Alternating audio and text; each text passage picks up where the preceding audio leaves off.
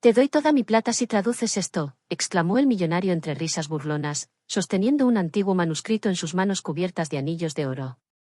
Estaba rodeado por sus socios en una lujosa sala de mármol blanco, adornada con lámparas de cristal y columnas talladas a mano. Todos rieron junto con él, como si su propuesta fuese una broma obvia, una prueba imposible que nadie podría superar. Nadie, excepto ella. Ella llevaba un uniforme gris, los zapatos gastados, y un carrito con productos de limpieza. Nadie sabía su nombre. Caminaba silenciosa entre las alfombras orientales, frotando sin ser notada los rincones que otros olvidaban. Pero esa tarde, cuando escuchó el comentario arrogante del magnate, se detuvo. Sus ojos se posaron en el manuscrito. Luego, sin pedir permiso, sin siquiera levantar la voz, se acercó al millonario y dijo con serenidad: «Ese manuscrito no es una simple pieza decorativa. Es una carta en náhuatl antiguo. Es una súplica. Una madre que rogaba por la vida de su hijo». El silencio cayó como una piedra. El millonario entrecerró los ojos, dudando entre reír de nuevo o enfadarse. Pero algo en la firmeza de su voz lo hizo quedarse quieto. «¿Tú, entiendes eso?», preguntó él, alzando una ceja. «Sí», respondió ella. «Lo estudié en la Universidad de Jalapa antes de que mi vida diera un giro». «Demuestra lo que dices. Si lo traduces bien, como dije, te doy toda mi plata». Ella tomó el pergamino con manos seguras, sus ojos repasando las líneas con una precisión que no dejaba lugar a dudas. Su voz comenzó a fluir, dulce y grave, como un eco de otra época. «Gran señor de la lluvia, mi hijo ha cometido un error, pero su alma aún canta con la pureza de los maíces jóvenes. No lo dejes caer en la oscuridad. Ten compasión. Te ofrezco mi sangre y mi canto, pero déjalo vivir». Cada palabra traducida hacía que el ambiente cambiara. Los socios, antes altivos y burlones, ahora estaban boquiabiertos. El millonario se quedó inmóvil, mirando cómo esa mujer, que había sido invisible hasta entonces, traía a la vida un idioma que creía muerto, una historia enterrada por siglos. «¿Quién eres tú?», preguntó el magnate, su voz ya sin arrogancia. «Me llamo Citlali. Antes de limpiar oficinas, limpiaba códices y manuscritos en la Biblioteca Nacional. Pero un accidente, una deuda, y luego la vida, me trajeron aquí». El millonario bajó la mirada. Se sintió desnudo ante esa mujer. Él, que había comprado idiomas, títulos, expertos, no había encontrado a nadie que entendiera ese texto. Y sin embargo ella, con su uniforme gris, había cruzado siglos con su voz. Pero la historia no terminó ahí. Esa misma noche, Citlali regresó a su pequeño apartamento en la periferia de la ciudad. Las paredes eran delgadas, el agua salía tibia solo algunos días, y su hija, Ximena, de 7 años, la esperaba con un dibujo en las manos. «Te dibujé con una corona», dijo la niña. «Porque hoy soñé que te hacías reina». Citlali sonrió, sin contarle lo que había pasado. Guardó silencio, como lo hacen las almas profundas. Sin embargo, al día siguiente, algo sucedió que cambiaría su vida. Una limusina negra la esperaba a la salida del edificio.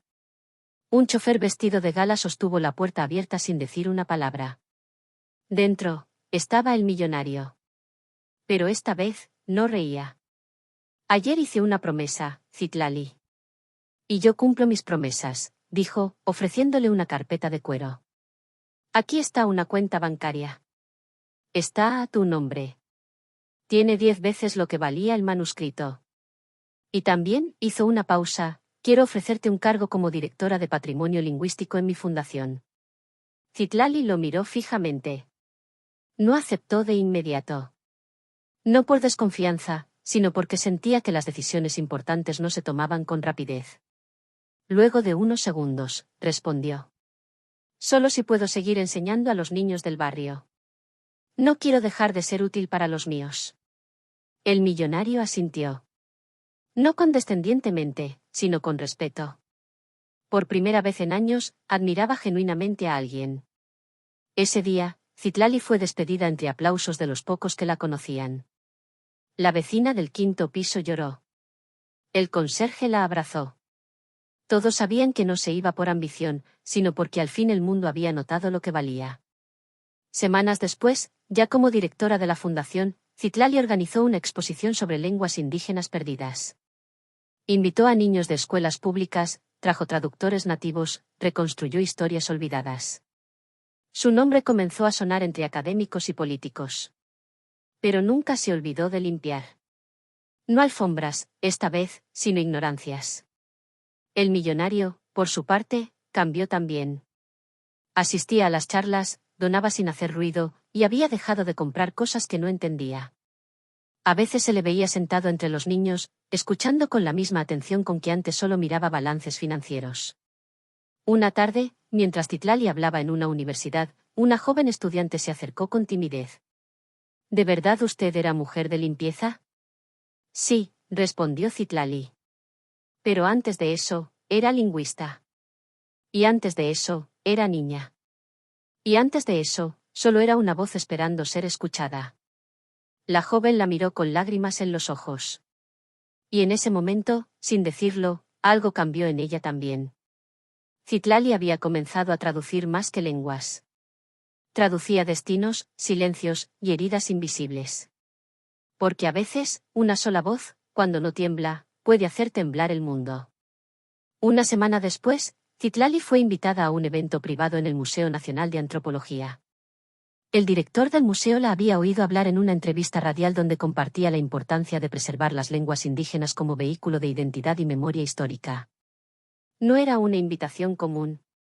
En realidad, era una señal de que algo en los círculos académicos y culturales de élite comenzaba a girar en torno a su figura.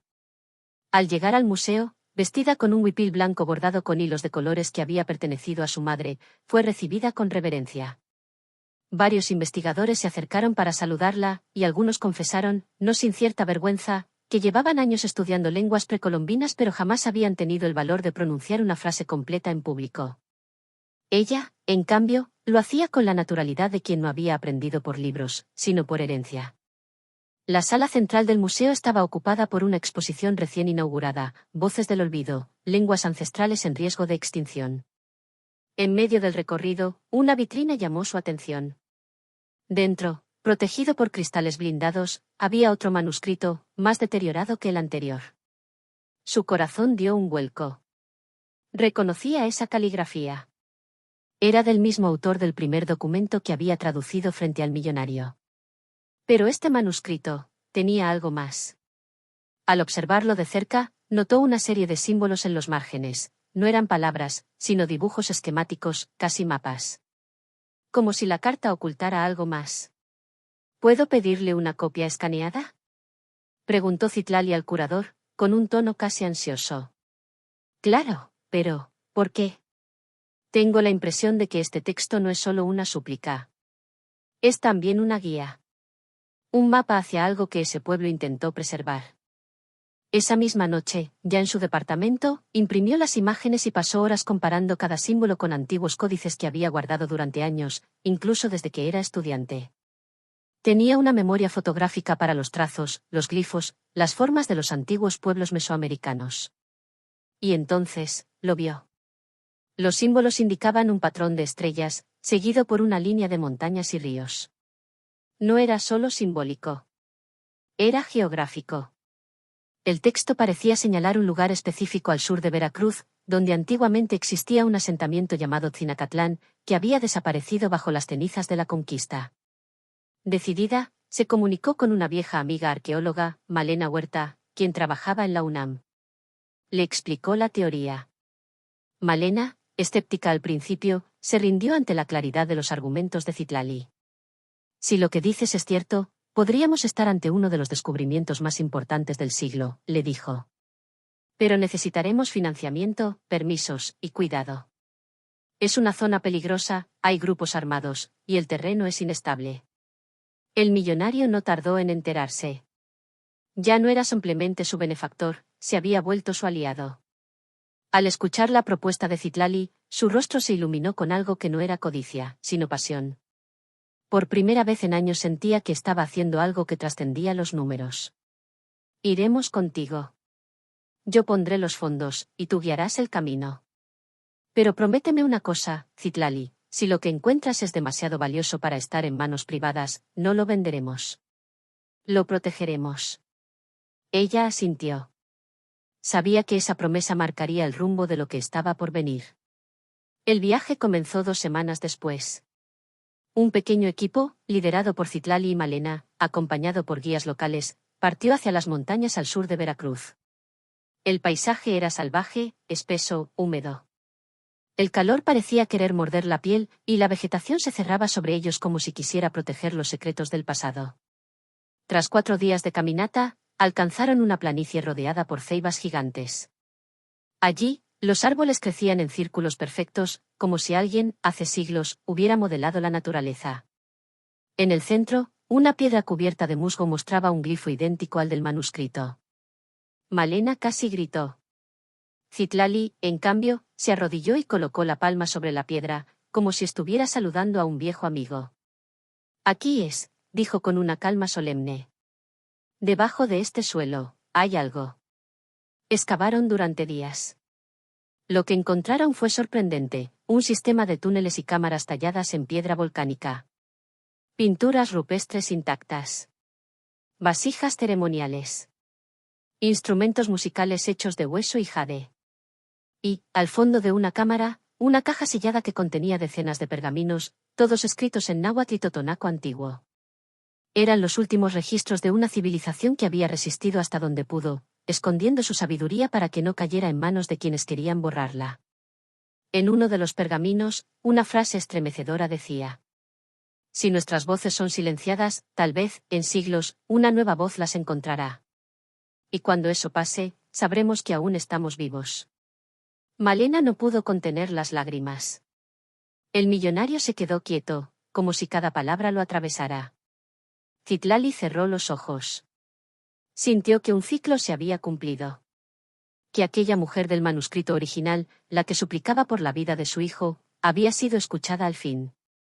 Pero la historia no se detuvo con el hallazgo. Las noticias llegaron a medios internacionales. Citlali fue invitada a conferencias en París, Berlín y Ciudad del Cabo. Sin embargo, seguía viviendo en su barrio, seguía enseñando a los niños, y seguía tomando el metro. Decía que no quería cambiar su esencia solo porque el mundo al fin había aprendido a verla.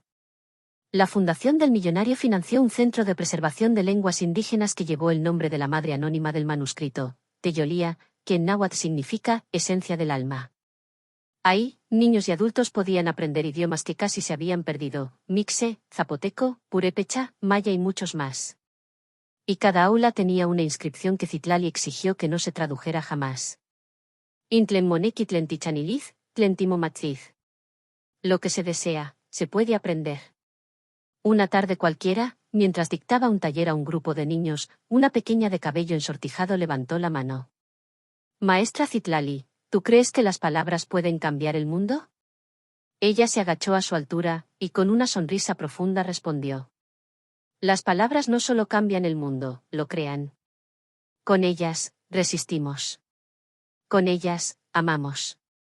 Y con ellas, regresamos del olvido. Fuera del aula, una cámara de televisión esperó pacientemente su turno. El mundo quería escucharla, entrevistarla, convertirla en símbolo. Pero Citlali sabía que no había gloria en ser símbolo, si no se seguía siendo semilla. Esa noche, en su casa, frente a un cuaderno de notas y una taza de té humeante, escribió una frase que luego se volvería célebre. No soy prodigio. Solo soy una mujer que no dejó que el polvo cubriera su voz. Y mientras afuera la ciudad rugía con su caos, su prisa y su ruido, dentro de su pequeño hogar reinaba un silencio lleno de historia. Porque cuando el mundo por fin escucha, incluso el murmullo de una lengua olvidada puede hacerse eterno. Al día siguiente, justo antes del amanecer, Citlali fue despertada por el sonido de su celular. Era una llamada desde Oaxaca. La voz al otro lado era temblorosa, pero urgente. Un maestro de una comunidad mixteca en la Sierra Sur había escuchado sobre su trabajo y suplicaba su ayuda. Su escuela, una pequeña construcción de adobe y madera con apenas 5 aulas, estaba a punto de ser cerrada por falta de relevancia curricular, según las autoridades. ¿La razón? Enseñaban en lengua mixteca. Citlali no dudó. Tomó su cuaderno de notas, metió 2 libros en su bolso de mano, besó a su hija en la frente y partió. Viajó más de 14 horas en autobús por caminos sinuosos, entre neblina, precipicios y lluvia. Al llegar, fue recibida como si fuese una dignataria, no con lujos ni formalidades, sino con respeto, comida caliente y una flor de cempasúchil que una niña le colocó en el cabello. La escuela estaba al borde del olvido. Pizarras quebradas, pupitres de madera remendada y libros que se deshacían con el viento. Pero dentro del aula principal, 17 niños la miraban con una mezcla de esperanza y temor. Sabían que su lengua, esa que hablaban en casa con sus abuelos, estaba siendo señalada como un estorbo. Citlali se sentó en el suelo junto a ellos y les pidió que le enseñaran una palabra nueva en mixteco que no existiera en español. Un niño tímido, de voz aguda, respondió. Tniun, dijo. Significa, el sonido que hace el alma cuando quiere llorar pero también quiere cantar. Citlali cerró los ojos. Era tan perfecta esa palabra, tan necesaria. ¿Y tú crees que esa palabra no vale ser enseñada? Les preguntó. Esa palabra vale más que cualquier oro. Porque no la inventó un imperio, sino la emoción de un pueblo. Esa misma noche, Citlali escribió una carta abierta, que publicó en su blog personal y que al día siguiente se volvió viral: no hay lengua sin alma, ni escuela sin raíces. Si cerramos los labios de un pueblo, no le estamos enseñando español, le estamos enseñando el silencio. La publicación se propagó como fuego en un campo seco. Activistas, escritores, músicos, incluso políticos, compartieron el texto. En menos de 48 horas, el Ministerio de Educación se vio obligado a pronunciarse, y no solo prometieron mantener la escuela abierta, sino que anunciaron un nuevo programa nacional para rescatar y proteger las lenguas originarias con la asesoría directa de Citlali. Pero cada paso adelante traía consigo una reacción. No todos estaban contentos con su creciente influencia. En los altos mandos de ciertas instituciones académicas, algunos veían su figura con desconfianza. ¿Cómo era posible que una extrabajadora de limpieza sin doctorado internacional estuviera dictando la agenda cultural del país? Se organizaron debates. Algunos la acusaron de romantizar lo indígena y de imponer sentimentalismo sobre datos. En un famoso programa de televisión, un analista, con tono sarcástico, dijo: lo que necesitamos es formar ciudadanos globales, no guardianes de dialectos inútiles.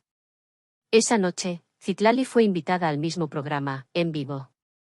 El conductor le dio la bienvenida con una sonrisa falsa, pero ella, sin dejarse intimidar, se sentó y miró directamente a la cámara. Un dialecto no es inútil. Es una forma de pensar, de amar, de resistir. Llamarlo inútil es como llamar a tu madre innecesaria porque no usa LinkedIn. El aplauso del público fue inmediato. El analista no supo qué decir.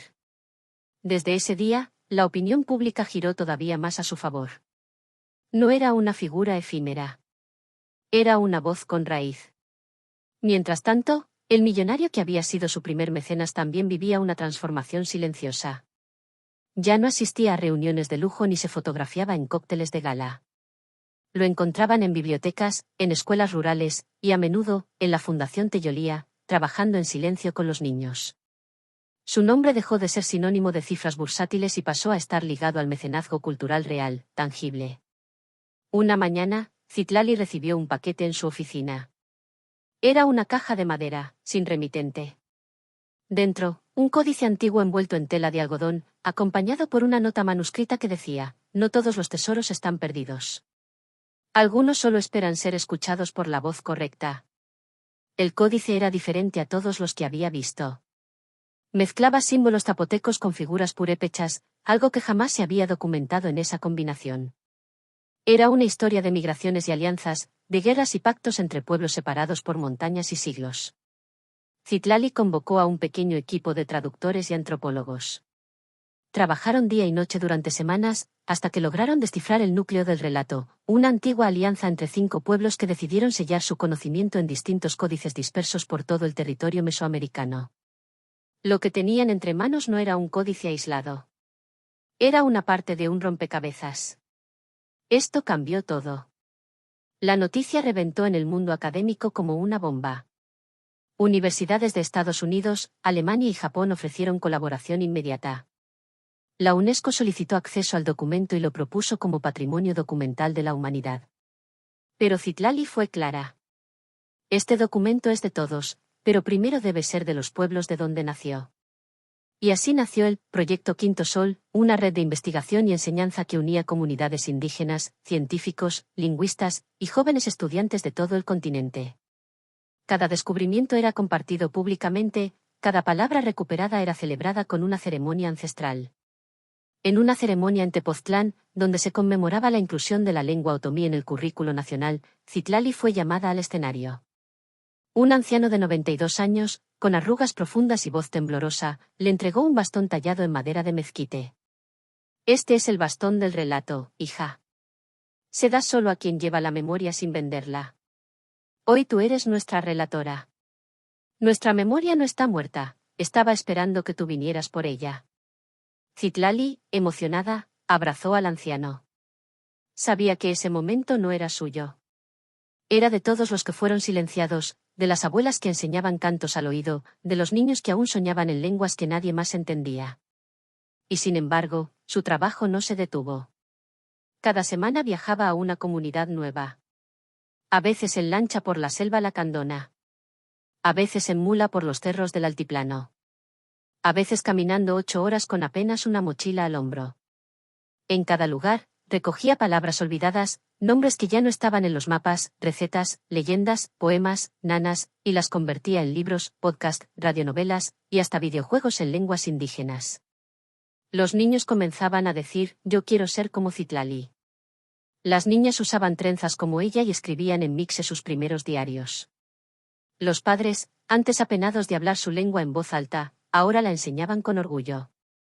Una vez, durante un taller en una comunidad mazateca, un niño se le acercó y le dijo: Maestra, yo antes pensaba que mi lengua era como ropa vieja, ahora creo que es una armadura. Y eso era. Las palabras que rescataba no eran solo sonidos. Eran escudos. Eran herramientas. Eran semillas. Esa noche, de regreso en su hogar, Citlali escribió en su libreta: Cuando la historia nos olvida, no morimos. Dormimos. Esperando que una voz nos despierte. Y ella, sin quererlo del todo, se había convertido en esa voz.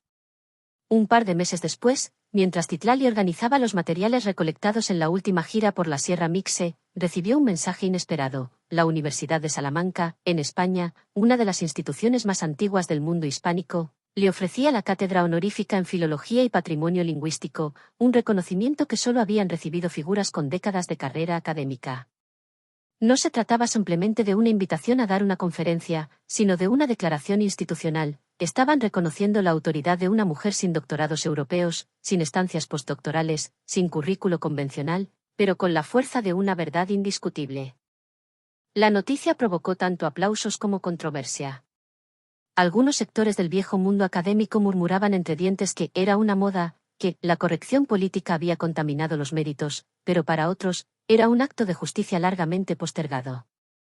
Los pueblos cuyas voces Citlali había elevado no tenían representantes en las aulas de mármol y los auditorios de madera tallada. Ahora, por fin, una hablante, una conocedora de esas lenguas, se sentaría en la silla de los eruditos. Antes de viajar, Citlali se despidió de su fundación con una ceremonia sencilla. Los niños que aprendían otomí le cantaron una canción compuesta especialmente para ella. Su hija Ximena, ahora de 8 años, tocó un pequeño tambor ceremonial mientras recitaba un poema en zapoteco. El millonario, silencioso en un rincón, aplaudía con discreción, los ojos brillosos de emoción contenida. Ya en España, el recibimiento fue digno de una jefa de Estado. Sin embargo, Citlali pidió una sola cosa: que su primera clase se llevara a cabo en un aula común, con alumnos de primer año, sin cámaras, sin prensa. Quería que la voz de los pueblos no fuera un espectáculo, sino un aprendizaje íntimo. Ese día, entró al aula con su huipil bordado, el cabello trenzado con listones rojos y su bastón de relatora. Comenzó la clase escribiendo en la pizarra. Lengua no es traducción. Es mundo. Los estudiantes, al principio, esperaban una clase sobre fonemas, gramática o estructuras. Pero Citlali los llevó por otro camino. Les habló de una palabra en maya que describía el momento exacto en que el maíz se parte dentro de la tierra antes de brotar. Les habló de un término en totonaco que define la tristeza que se siente cuando el monte ya no canta por la tala. Les mostró que cada idioma no solo tiene palabras, sino emociones y formas de ver el universo que no existen en otras lenguas. Cuando terminó, hubo silencio. Uno de los alumnos levantó la mano con respeto. Profesora, ¿cómo podemos ayudar a que estas lenguas no desaparezcan? Citlali sonrió. No con soberbia, sino con ternura. No esperen salvarlas como si fueran ruinas. Escúchenlas como si fueran personas. Denles tiempo. Pregunten. Canten. Jueguen en ellas. Solo así las lenguas viven, cuando se usan para vivir. Después de su estadía en España, fue invitada a colaborar con la ONU en un ambicioso proyecto global sobre lenguas en peligro de extinción. En una asamblea en Ginebra, frente a representantes de más de 150 países, Citlali narró la historia de una abuela tzotzil que solo le cantaba a su nieta cuando estaba enferma, usando palabras que nadie más en su familia comprendía. ¿Y qué pasará cuando esa abuela muera?, preguntó Citlali al auditorio. ¿Quién curará a la niña con esas palabras? ¿Quién cuidará esa forma de amor? El silencio fue tan profundo que casi se oía el aire moverse entre los micrófonos. Al terminar, representantes de pueblos indígenas de todo el mundo se le acercaron. Una mujer sami de Noruega, un anciano maorí, un joven mapuche. Todos decían lo mismo: tu historia es la nuestra también. Ese encuentro fue el origen de la Red de Voces Ancestrales, una plataforma digital multilingüe que permitía a comunidades originarias grabar, compartir y traducir cuentos, canciones, recetas, consejos, oraciones, todo en sus propias lenguas. En menos de un año, la red tenía más de 500 lenguas vivas en su base de datos, algunas de ellas jamás documentadas formalmente. Pero mientras el nombre de Citlali crecía en el mundo, su conexión con el origen se hacía aún más profunda. Volvía cada cierto tiempo a su barrio, visitaba la misma tienda donde compraba café, saludaba a los mismos vecinos, se sentaba en el parque a escribir en su cuaderno. Jamás aceptó mudarse a un penthouse ni vivir en residencias diplomáticas. Su hogar seguía siendo el mismo, un refugio modesto lleno de libros, textiles coloridos y el olor de flores secas. Una noche, su hija le preguntó: ¿por qué no vivimos en un castillo, mamá? El millonario podría comprarte uno, ¿no? Citlali la abrazó con calma. Porque el lugar más fuerte del mundo es donde una palabra te recuerda quién eres. Y eso, hija, no se compra. Se honra. Un año después, en una visita a la comunidad de San Juan Teotlalpan, en Puebla, una anciana de rostro arrugado y sonrisa brillante la llevó a un rincón del bosque. Allí, bajo un árbol enorme, comenzó a cantar en mazateco una canción que nadie había oído en generaciones. Al terminar, le dijo a Citlali: esta canción era de mi abuela, y la suya antes. Pero no había a quien dársela, hasta ahora. Citlali grabó esa canción con lágrimas en los ojos. En la grabación, al fondo, se escucha el canto de los pájaros y el crujir de las hojas. Es como si el mundo entero estuviera escuchando en reverencia. Días después, esa canción se convirtió en la banda sonora de una exposición internacional en el Museo Smithsonian de Washington, titulada Lenguas que laten. En las paredes del museo, en lugar de objetos muertos, había grabaciones, vídeos, aromas, tejidos, risas de niños, rezos de ancianas. Era una exposición viva. Y en el centro, un mensaje proyectado en náhuatl: Intonan, Intoteotl, Intlentlatoca, nuestra madre, nuestra divinidad, es la que habla. Mientras tanto, Citlali trabajaba en su nuevo proyecto más ambicioso, una enciclopedia multilingüe de emociones indígenas. No quería simplemente traducir palabras. Quería que el mundo supiera que el amor no es el mismo en mixe que en maya. Que la tristeza en celtal tiene formas que no caben en el español. Que la esperanza, cuando se nombra en purépecha, no mira al futuro, sino al presente como un jardín que se riega a diario. En el prefacio de la enciclopedia escribió: el mundo se está volviendo más rápido, más homogéneo, más impaciente. Pero nuestras lenguas nos enseñan a demorar, a respetar el silencio, a nombrar sin poseer. En ellas no hay dueños. Hay custodios. Y en cada página, cada entrada era acompañada por una ilustración hecha por niños de las comunidades. Porque, como solía decir, las palabras también tienen rostro. Una tarde, en una ceremonia en Yucatán, un joven la abordó, emocionado. Era estudiante de medicina en Mérida y le confesó que había decidido especializarse en psiquiatría con enfoque intercultural gracias a su historia. Quiero que mis pacientes oxiles no tengan que cambiar de idioma para poder sanar, dijo. Quiero que su alma sea escuchada en su propia voz. Citlali lo abrazó con fuerza. En ese instante supo que su semilla había germinado en formas que ella jamás podría controlar ni poseer. Y eso era hermoso. Cada vez que volvía a la ciudad, los medios la buscaban para entrevistas.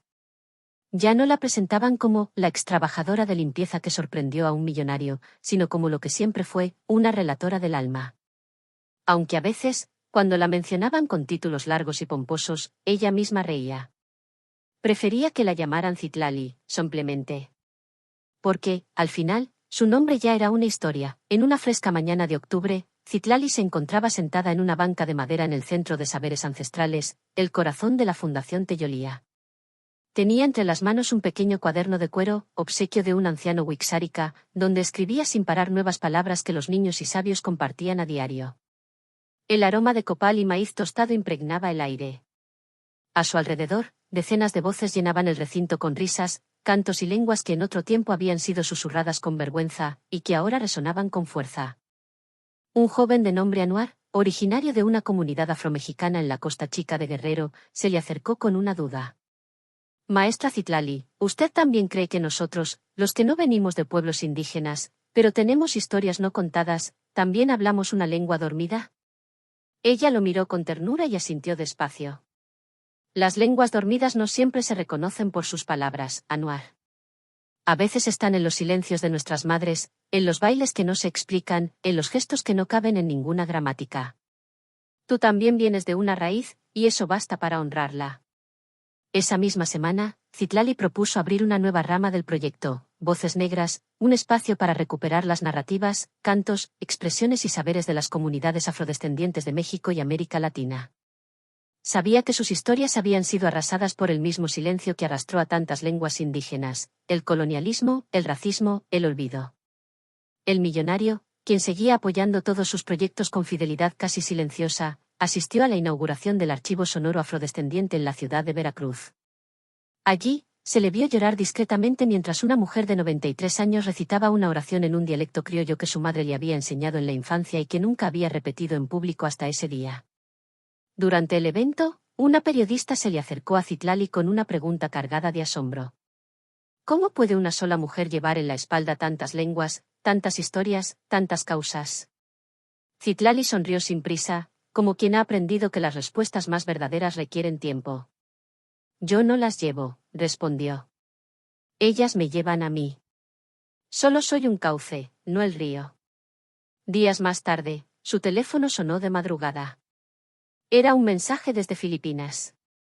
Una organización de defensa de lenguas austronesias había conocido su historia y pedía su ayuda para organizar un archivo vivo de narraciones en tagalo, ilocano, bisaya y otros idiomas en riesgo. La red de voces ancestrales comenzaba a cruzar océanos. Aceptó sin dudarlo. No por ego ni por prestigio, sino porque había aprendido que la resonancia de una lengua dormida era como la de un tambor antiguo, donde suena uno, despiertan muchos. Viajó durante semanas por el sudeste asiático, conociendo pueblos de nombres imposibles de pronunciar, pero con corazones que sabían reconocerse entre sí. En una aldea montañosa de Luzón, un niño le ofreció una fruta llamada santol y le dijo: Nuestra lengua dice que esta fruta se llama la que amanece por dentro. Citlali rió con una emoción que le estremeció el pecho. Era como si en cada rincón del mundo una palabra dormida estuviera esperando su llegada para volver a cantar. A su regreso a México, fue recibida como nunca antes. Había una fila de niños esperándola en la entrada de la fundación, todos con dibujos en las manos, cartas escritas en náhuatl, zapoteco, tojolabal e incluso en español, pero con palabras prestadas de sus abuelas. Cada carta era una pequeña llama. Citlali, como siempre, las leyó una por una. Un día, mientras organizaba un archivo digital, descubrió una grabación antigua que le habían enviado desde la comunidad de San Pedro Ixcatlán. Era una anciana que había fallecido hacía meses. Su voz temblorosa recitaba una nana en chinanteco. Pero en el último segundo del audio, la anciana dijo: Tal vez nadie entienda esto, pero si alguien escucha mi voz y la repite, entonces no me habré ido del todo. Citlali detuvo todo. Lloró con una intensidad que solo quienes han sido canal de algo más grande que ellos pueden comprender. Luego, hizo una pausa, limpió sus lágrimas, y colocó la grabación como entrada principal en el sitio web de la fundación, bajo el título, La voz que esperó. Ese gesto se convirtió en símbolo de todo su trabajo. En universidades, escuelas rurales, festivales y congresos internacionales, la grabación se usaba para abrir eventos. La gente se ponía de pie. Era un himno sin música. Un canto de regreso. Mientras tanto, Citlali comenzó a trabajar en una novela. Pero no una novela común. Era una historia polifónica, donde cada capítulo estaba escrito en una lengua distinta, con traducción en paralelo, y narraba la historia de una niña que recorría el tiempo siguiendo una palabra perdida. La editorial dudaba en publicarla, decían que no era comercial, que la gente no leía tantos idiomas, que era demasiado experimental. Citlali se mantuvo firme. Esta no es una novela para entretener. Es un tejido para recordar. Finalmente, una pequeña editorial indígena aceptó el proyecto. Contra todas expectativas, el libro se volvió un fenómeno. No por ventas masivas, sino por el impacto emocional. Los lectores decían que al leerla, sentían que habían vuelto a casa. Incluso quienes no hablaban ninguna lengua indígena confesaban que algo en esas páginas les había tocado un rincón dormido del alma. En una entrevista con un medio internacional, Citlali explicó: "No escribí este libro para enseñar. Lo escribí para que las palabras me enseñaran a mí". Cada vez más, los gobiernos la consultaban para crear políticas lingüísticas, pero ella ponía una condición inamovible: nada sin los pueblos. Nada sin consultar a quienes guardan la lengua en sus huesos, en su saliva, en su risa. Comenzó también a grabar un podcast semanal con su hija Ximena, ahora una preadolescente aguda y encantadora, donde hablaban de palabras que habían aprendido esa semana. El programa se llamaba Las lenguas de mamá y se convirtió en uno de los más escuchados del país. El episodio más popular fue uno donde Ximena decía: "Yo no quiero que el futuro sea en inglés. Quiero que el futuro tenga muchas voces, como una canción que no se acaba nunca". El comentario se viralizó, y fue citado por medios en más de 20 países. Mientras tanto, los enemigos del proyecto se hacían cada vez menos visibles. No porque se hubieran convencido, sino porque se habían rendido ante la evidencia. El renacimiento de las lenguas no era una moda ni un capricho. Era una necesidad. Y Citlali no era una excepción, era el inicio de una nueva regla. Una tarde, en un foro cultural de jóvenes creadores en Chiapas, un grupo de adolescentes celtales la invitó a un círculo de rap en su lengua. Al principio, Citlali se rió con nervios. Pero luego tomó el micrófono. Improvisó unos versos en náhuatl, cerrando con una frase que hizo estallar a la multitud. Inyolotl mitztlatla, intlacatl mitzmocuilia, el corazón que callas, es un ser que te olvida. La ovación duró varios minutos. Desde entonces, comenzaron a llamarla con un apodo que nació del cariño, la que despierta voces. Pero ni el reconocimiento ni los premios cambiaron su modo de vivir. Seguía tomando café en el mismo rincón del mercado. Seguía caminando descalza en casa. Seguía escribiendo en su cuaderno de cuero, que ya iba por la última página. Una noche, después de una jornada extensa de grabaciones con sabios zapotecos en Oaxaca, Citlali se sentó bajo un ahuehuete centenario. El viento susurraba como si estuviera traduciendo antiguos rezos al lenguaje del presente. Sacó su cuaderno y escribió una sola línea. Lo más sagrado no es la lengua. Es la voz que aún quiere usarla. Y entonces, cerró los ojos y escuchó. Porque eso era lo que hacía siempre. Escuchar. Aunque el mundo gritara, aunque el ruido quisiera imponerse. Ella escuchaba. Porque sabía que donde una voz se escucha, un pueblo empieza a recordar que aún está vivo. El viento se arremolinaba suavemente entre las ramas del ahuehuete, como si aprobara en silencio las palabras recién escritas por Citlali. No muy lejos, unos niños jugaban con piedras y hojas, imitando a los adultos mientras cantaban una ronda en zapoteco. Ella los miró desde su banco de piedra, sintiendo una calidez particular en el pecho. Era esa sensación que no tiene nombre exacto en español, pero que los mixtecos llaman debi, el latido que se escapa cuando el alma está en casa. Volvió a abrir su cuaderno y, con su lápiz ya corto y muy afilado, empezó a trazar una nueva reflexión. El futuro no lo construimos con progreso, lo tejemos con recuerdo. Fue interrumpida por la vibración de su teléfono. Un mensaje emergía en pantalla con urgencia. Citlali, necesitamos que vengas a Chiapas. Algo pasó con los abuelos de la comunidad de Tenejapa. El archivo sonoro fue saboteado. Se han perdido registros irrecuperables. Su corazón se apretó. No era la primera vez que su trabajo sufría ataques. Aunque muchos la aplaudían, algunos veían su misión como una amenaza. Políticos locales, terratenientes, intereses comerciales, incluso académicos que se sentían desplazados por su legitimidad popular. No todos sabían convivir con la verdad dicha desde abajo. Sin perder tiempo, Citlali empacó su mochila, su grabadora de campo, una batería solar, cuadernos, lápices, un pequeño altar de viaje y una bufanda que le había tejido su abuela cuando tenía 12 años.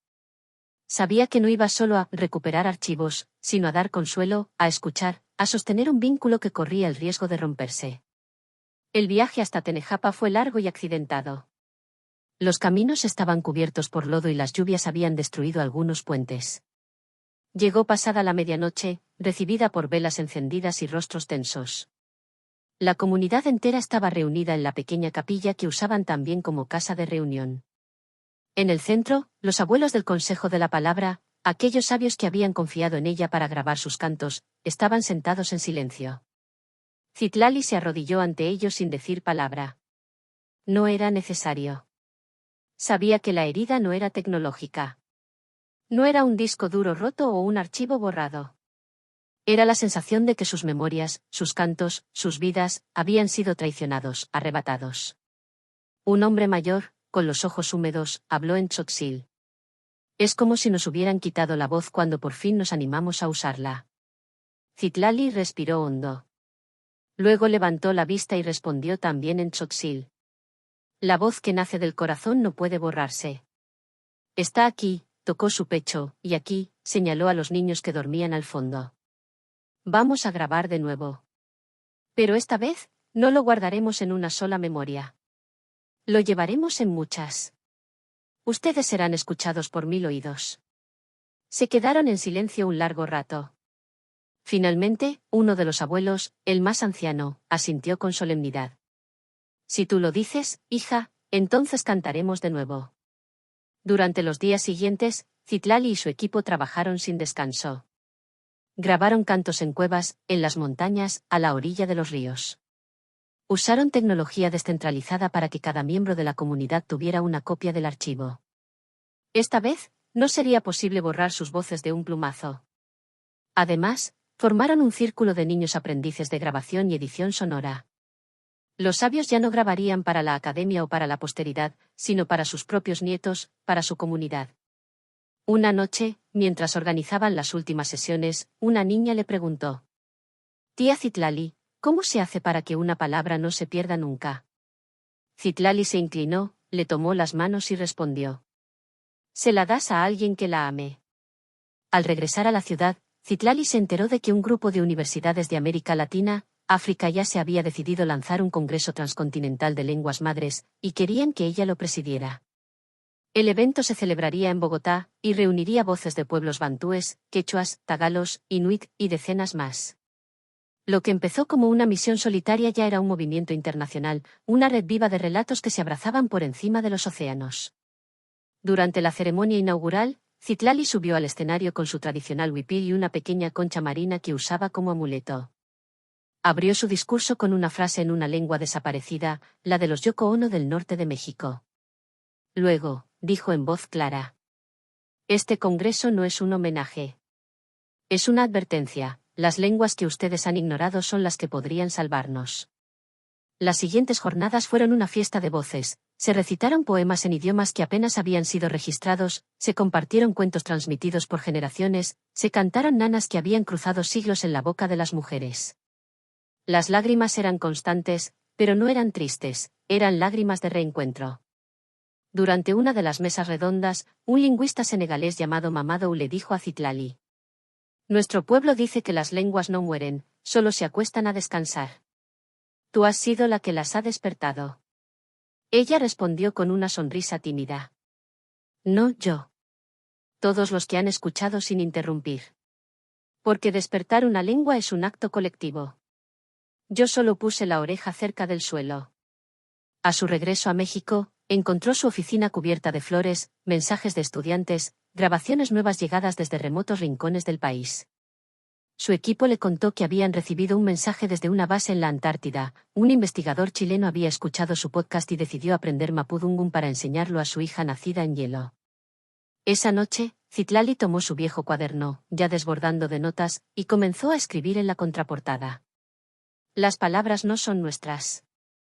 Somos nosotros quienes les pertenecemos. Y cuando ellas nos llaman, solo queda responder. Y así lo hizo. Siguió respondiendo. Respondió al llamado de una mujer Cuecchi, en Guatemala, que le pedía ayuda para documentar los cantos de parto de su comunidad. Respondió al llamado de un monje budista que deseaba traducir sus mantras al náhuatl como acto de reciprocidad espiritual.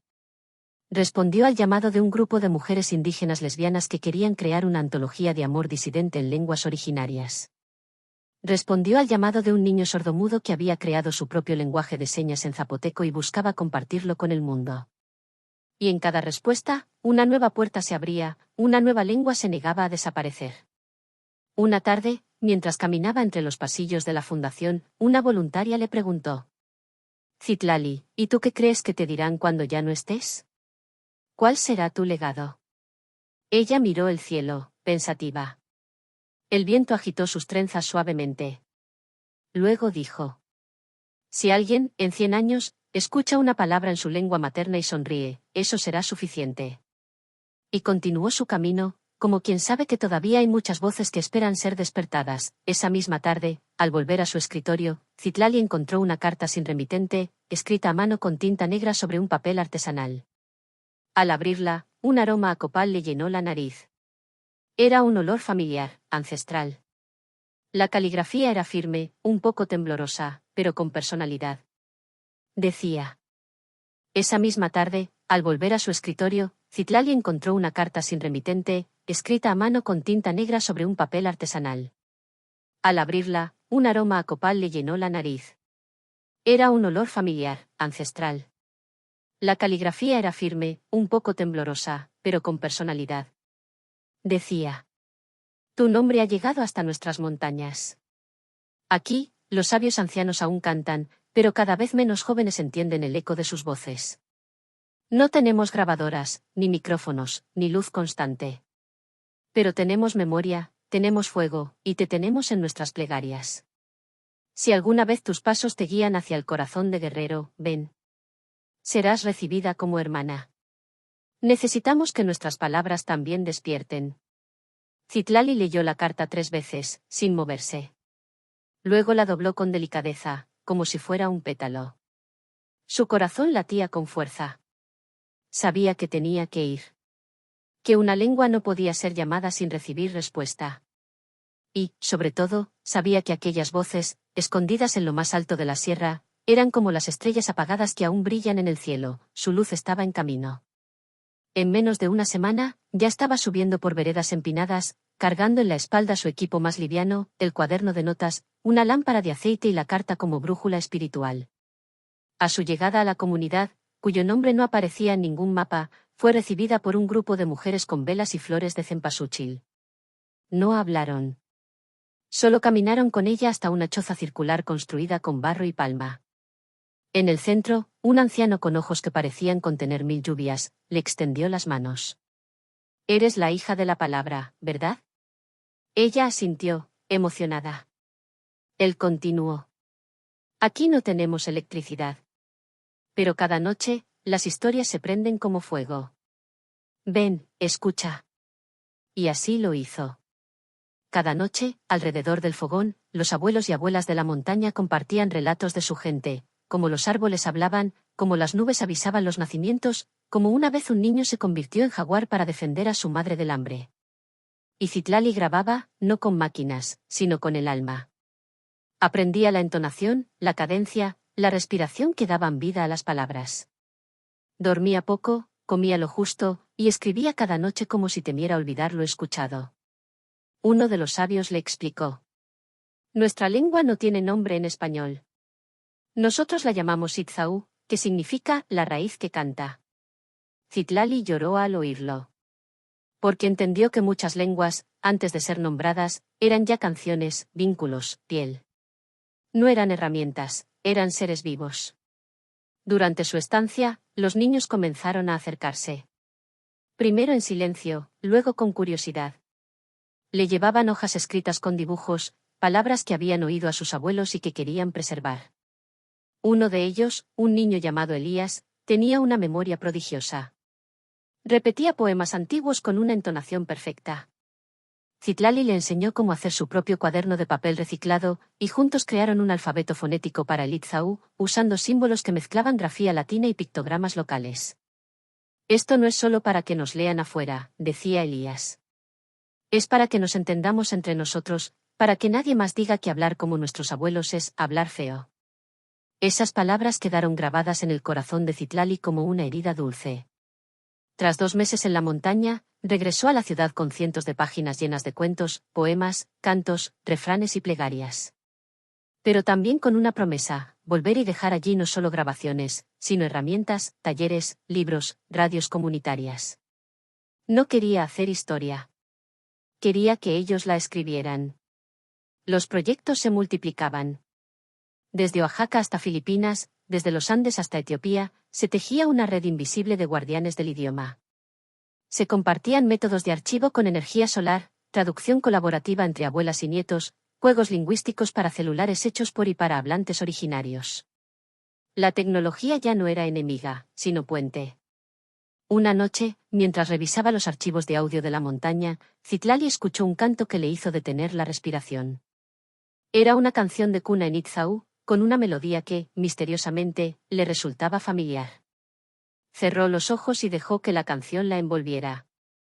De pronto, un recuerdo olvidado surgió de su infancia. Su abuela, que siempre se rehusó a decir de dónde era exactamente, le había cantado esa misma melodía cuando era pequeña. En otro idioma, con otras palabras, pero el ritmo era el mismo. El tono. El alma. Se quedó sentada toda la noche frente al reproductor, envuelta en una manta, llorando en silencio. No de tristeza, sino de descubrimiento. No era solo que ella hubiera buscado las lenguas perdidas.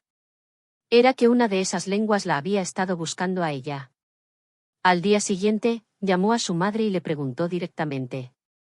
«Mamá, ¿de dónde era realmente la abuela Tomasa?» Su madre, después de un largo silencio, confesó. «De la Sierra de Guerrero». Pero ella nunca quiso hablar de eso. Decía que la golpearon por hablar su lengua en la escuela. Se prometió a sí misma que su nieta jamás sufriría lo mismo. Citlali colgó con el corazón desgarrado. La lengua que había jurado proteger, rescatar, honrar, era también su propia lengua materna silenciada. Esa noche, frente a su altar, encendió una vela blanca y repitió en voz alta la canción de cuna, palabra por palabra, sin cambiar una sola sílaba. Por primera vez, la cantó no como investigadora, ni como defensora, sino como nieta, como parte del linaje. Desde entonces, su trabajo tomó otro tono. Ya no hablaba de otras lenguas, ni de comunidades ajenas. Comprendió que todas las lenguas indígenas eran parte de su historia. Que cada lengua muerta era una parte suya que había dejado de respirar. En su próxima conferencia, en la Universidad de Toronto, cambió por completo su discurso. Subió al escenario sin diapositivas, sin datos. Solo con su voz.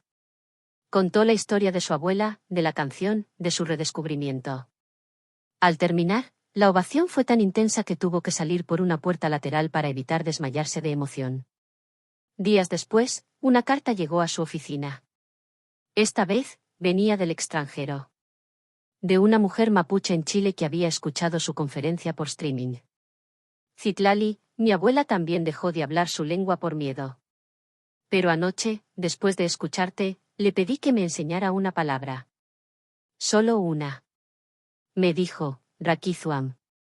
Significa, pensamiento profundo. Gracias por devolverme mi primer pensamiento. Palabras así llegaban cada semana. Desde Ucrania, donde una niña aprendía el idioma tártaro de Crimea en secreto. Desde Marruecos, donde una comunidad amazigh decidió recuperar su alfabeto tifinagh. Desde una isla perdida de Indonesia, donde un grupo de pescadores reescribía los nombres de los peces en su lengua ancestral, porque nombrar es proteger. Citlali entendió entonces que su misión ya no tenía fronteras. No necesitaba pasaporte, ni visa. Solo oídos, cuadernos, y un corazón abierto. Fundó la Escuela de Voces Invisibles, un proyecto itinerante que viajaba con una caravana de jóvenes lingüistas, pedagogos y artistas. Iban de pueblo en pueblo, escuchando, grabando, traduciendo, enseñando. Pero, sobre todo, devolviendo. No colonizaban con saber, sino que sembraban retorno. Una de las reglas sagradas de la escuela era: si una palabra no puede abrazar, no sirve para enseñarla. En uno de esos viajes, en un poblado remoto de Perú, una niña ciega le dijo: «Tía, yo no puedo ver las letras, pero puedo cantar las palabras». ¿Eso también sirve? Citlali le respondió: «Tú no necesitas leer con los ojos. Lees con el alma. Y ese es el idioma más antiguo que existe». La niña sonrió y empezó a entonar una canción que, según dijo, había soñado una noche. Nadie la había oído antes. Pero sonaba antigua, sagrada. Y Citlali comprendió que las lenguas no solo se heredan, también nacen. Algunas en la cuna. Otras, en el sueño. Así pasaron los años. Las fronteras se disolvían con cada palabra rescatada. Las lenguas ya no eran materias, ni dialectos, para el folclore. Eran semillas vivas, mapas del alma humana. Un día, mientras caminaba por un mercado en Cusco, una mujer que vendía frutas la reconoció y ofreció una manzana. «Gracias por enseñarme que lo que me avergonzaba, era en realidad mi tesoro». Citlali le preguntó en qué lengua quería que la entrevistara. La mujer sonrió y dijo: «En la que mi abuela usaba para curarme con palabras, el quechua». Y ahí, en medio del bullicio, grabaron una receta de medicina ancestral. No con fines científicos, sino como acto de amor. Porque para Citlali, toda lengua era, ante todo, un acto de amor. Una mañana, muchos años después de aquel encuentro con el millonario en la universidad, Citlali regresó al mismo lugar, esta vez como invitada de honor. Ya no llevaba una escoba ni vestía uniforme de limpieza. Su cabello estaba recogido con elegancia, su andar era sereno, y sus ojos, aquellos mismos ojos que antes evitaban cruzar miradas, ahora buscaban con firmeza los rostros de los jóvenes presentes. En el auditorio, abarrotado hasta los pasillos, se encontraban estudiantes, académicos, activistas, y hasta representantes de comunidades indígenas llegadas desde distintos rincones del mundo. En las paredes, colgaban fotografías de niñas recitando poemas en náhuatl, ancianos cantando en maya yucateco, niños bailando en mixe, mujeres bordando palabras en sus tejidos con símbolos de lenguas renacidas. Era un homenaje a ella, pero Citlali sabía que no se trataba de su historia, sino de la de todos. Tomó el micrófono y guardó silencio por unos segundos.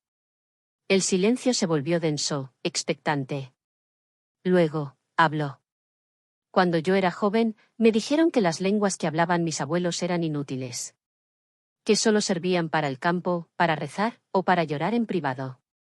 Que la verdadera educación era en otro idioma, que lo demás era atraso. Me lo dijeron en la escuela. Me lo repitieron en la calle.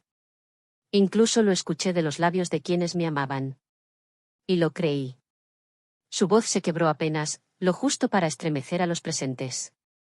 Pero luego la vida me empujó a traducir una sola frase. Una oración que un millonario creyó imposible de entender. Y al hacerlo, entendí algo que ningún libro me había enseñado, que una lengua no es solo comunicación, es resistencia. Es raíz. Es historia que respira. Y descubrí que la palabra más poderosa no era riqueza, ni éxito. Era memoria. Los aplausos quisieron brotar, pero ella levantó la mano con delicadeza para continuar. Ese día, cuando traduje aquel texto que el millonario lanzó como un reto burlón, no solo lo callé a él. Me desperté a mí misma.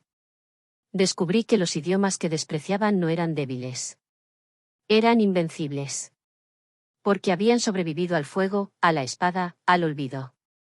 Y en ellos se encontraba todo lo que había perdido, el canto de mi abuela, los cuentos que nunca me contaron, el nombre verdadero de las estrellas. Hizo una pausa, y sus ojos se humedecieron. La sala entera parecía contener el aliento. Hoy vengo aquí no como experta, ni como académica. Vengo como hija de una mujer que limpió aulas en silencio, como nieta de una curandera que murió sin enseñar su lengua por miedo. Vengo a decirles que cada palabra que rescatamos es una tumba que abrimos para devolverle la voz al muerto. Cada verbo que enseñamos es un puente entre generaciones.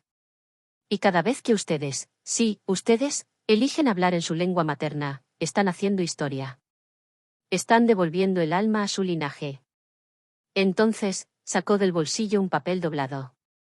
Era la misma oración que tradujo tantos años atrás: te doy toda mi plata si traduces esto. La mostró al público. ¿Recuerdan esta frase?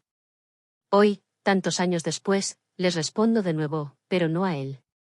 A ustedes. Y les digo, yo no quiero su plata.